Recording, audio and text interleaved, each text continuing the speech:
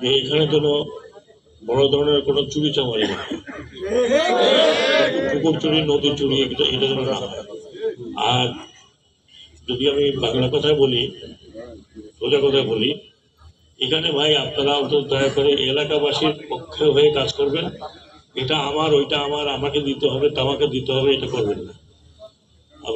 আমরা হয়তো থাকবো না, সরকার আসবে, যারা এখানে আসবে তাদের উদ্দেশ্য বলছি যে আপনারা এটা জনগণের আমানত মনে করে কাজটা করাবেন। নির্ধারিত সময়ে যাতে